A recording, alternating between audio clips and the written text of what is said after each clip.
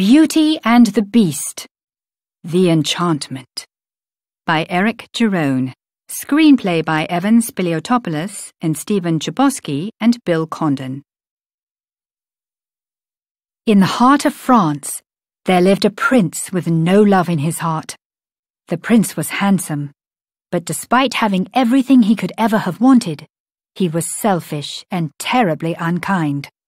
One dark and stormy night, the prince threw a party and invited only guests he deemed as handsome as himself. Suddenly, an old beggar woman entered the castle. She offered a red rose to the prince in exchange for shelter from the storm. The prince turned her away. The old beggar woman revealed that she was actually an enchantress. She knew that the prince could not see past appearances. As punishment, she turned him into a horrible beast and his subjects into household objects. The enchantment also made the villagers completely forget the castle and all who lived there. One day, a music box maker named Maurice stumbled upon the enchanted castle. He had been traveling to the market but got lost along the way. Freezing and hungry, he entered the castle, happy to find food and shelter. On his way out, he saw a garden filled with white roses. His daughter had asked for a rose, and these roses were beautiful. As Maurice cut into a stem, the beast appeared. Furious that Maurice was stealing from him, the beast took the man as his prisoner. Maurice's daughter Belle was a smart, kind, and brave young woman, as beautiful on the inside as she was on the outside. She had always dreamed of something more than her small town could offer. When her father failed to return from his trip, Belle set out to find him. At the enchanted castle, Belle discovered her father locked up in a dark prison tower. Then she met the beast and decided she would rescue her father herself. Against her father's wishes, she took his place as prisoner. She assured him she was not afraid. She would find a way out. Lumiere the candelabrum and Cogsworth the clock greeted Belle in her cell. Lumiere and Cogsworth secretly hoped that Belle would be the one to break the castle's curse. If their master could learn to love another, and if she could love him in return, by the time the last petal fell from the enchantress's rose, they would all be human again. But time was running out.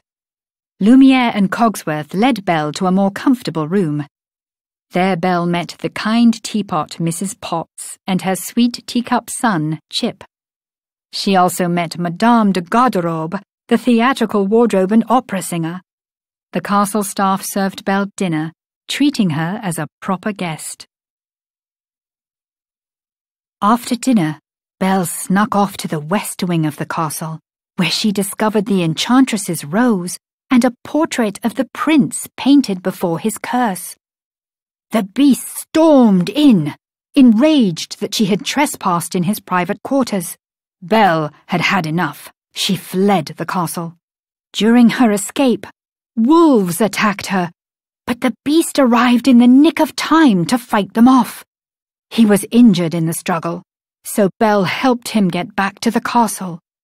She cleaned a large gash on the beast's arm. His subjects were eternally grateful that Belle had helped him.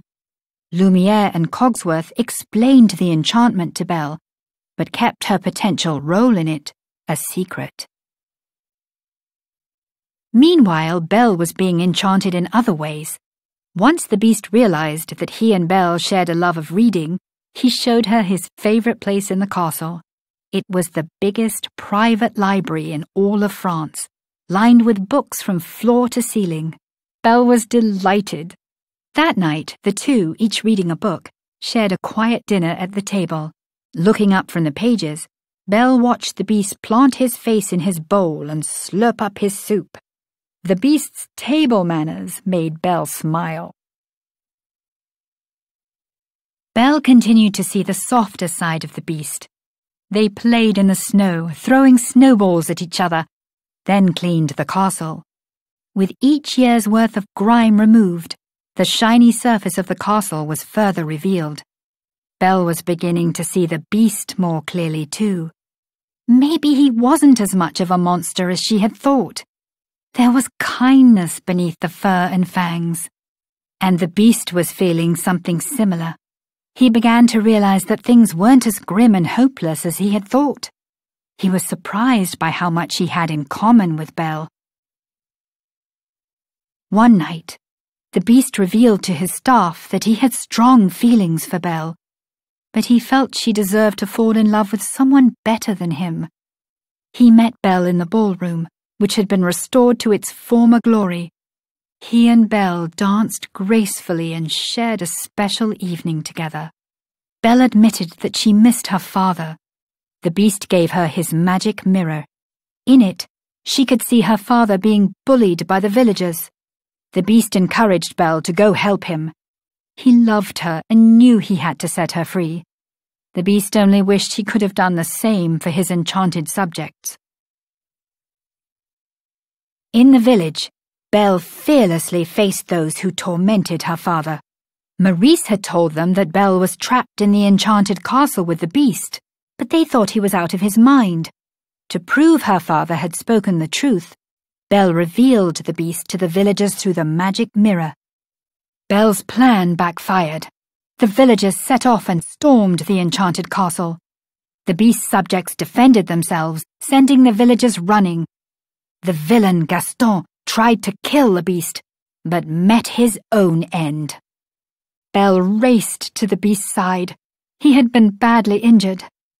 Meanwhile, all the beast's subjects began to lose their remaining human traits as the last petal of the enchantress's rose fell. Was it too late? Then Belle told the beast she loved him. The enchantment began to lift as dawn broke over the castle. One by one, the subjects, including Lumiere, Cogsworth, Mrs. Potts, and Chip, turned back into humans. The beast was once again a handsome prince, though now he was kind and selfless and had love in his heart. Later that day, the entire castle celebrated. Maestro Cadenza played the harpsichord as his beautiful wife, Madame de Garderobe, sang. Everyone waltzed across the ballroom, thrilled to be human again. Belle was very happy that the prince was alive and well. The enchantment over the castle might have lifted, but the enchantment of love between Belle and the prince was just beginning. It wasn't long before Belle turned the castle library into a schoolroom to teach boys and girls how to read. The prince watched her with pride. They would have a wonderful, beautiful life together, fuller than Belle could ever have dreamed. She and the prince had recognized the inner beauty in each other, and would live happily ever after because of it.